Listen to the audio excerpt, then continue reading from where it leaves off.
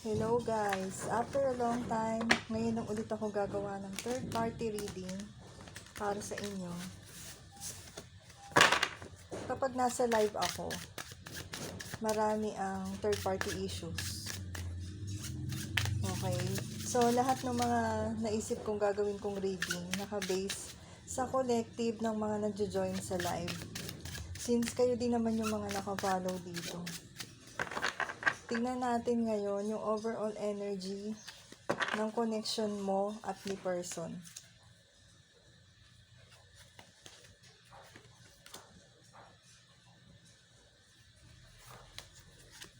Pinag-aaralan nyo pa kung makikipaghiwalay na kayo dito or ayaw nyo na.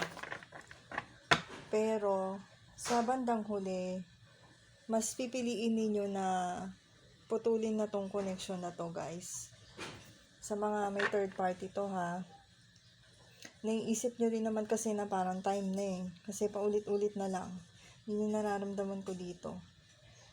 And nagkaroon na kayo ng pag-uusap nito ni person about this third party.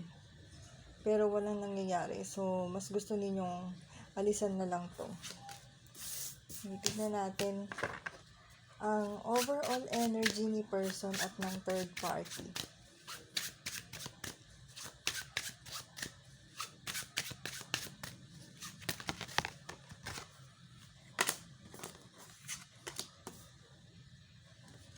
Alam nyo, nagtatago pa rin sila. Ganun yung energy. And feeling happy.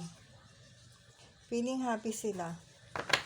At kapag hindi sila magkasama, namimiss nila isa't isa, guys. Sorry, pero kailangan kong sabihin yan. Nakikita ko dito sa cards. Yung pinsan. Oh, yung iba ba sa inyo, third party ninyo, ay pinsan ninyo? Bigla ko na bigkas. Guys, yung person ninyo, minsan namimiss nila kayo. Pero,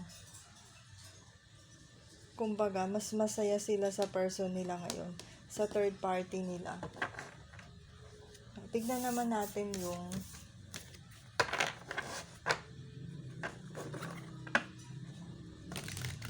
decision or energy ni person towards you. Ano ba yung decision ni person towards you? Yung iba kasi parang kakasimula pa lang nito eh. Pero yung iba sa inyo matagal na eh. Energy ni person towards collective. Tama, confused sila. Confused kung anong desisyon yung gagawin nila. Kasi pinaglalabanan na isip nila yung tagal ng relasyon or yung happiness na na-experience nila ngayon.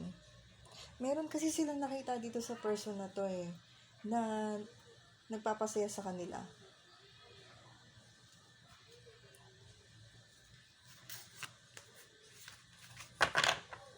Bakit nila nagawa sa inyo to?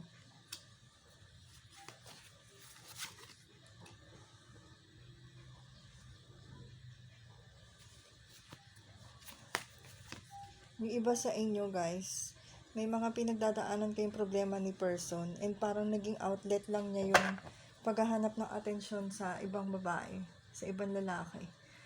So, yung iba sa inyo na matagal na in a relationship or talagang matagal na mag-asawa, nakaramdam lang po sila ng ng boredom. And yung iba naman, talagang ayaw na nila, gusto na nilang magkaroon ng bago. Yun yung pakiramdam dito. So, anong advice para sa collective?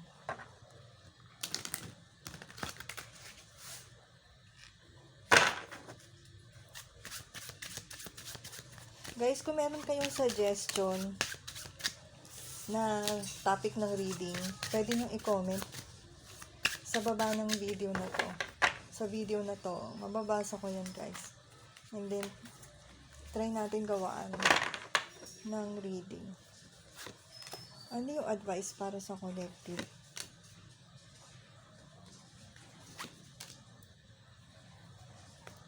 May collective, ina-advise ng cards na mag-start ka na sa bagong path mo, sa bagong buhay mo. Pero yung iba kasi sa inyo, nagde-decide pa eh. Kung ano ba yung gagawin ninyo, kung mananatili ba kayo dyan, or aalis na kayo. Kayo yung magli-lead, or kayo yung maghahanap ng sarili ninyong happiness. Huwag nyo daw i-depende yan sa person ninyo. Kayo yung magde-decide, guys. Hanapin ninyo yung may mabibigyan kayo ng emotional stability, hindi kayo magkakaroon ng takot, hindi kayo bibigyan ng ilusyon, ibibigay sa inyo or ilalatag sa inyo, i-communicate sa inyo kung ano yung mga gusto or ayaw nila, yung may open communication.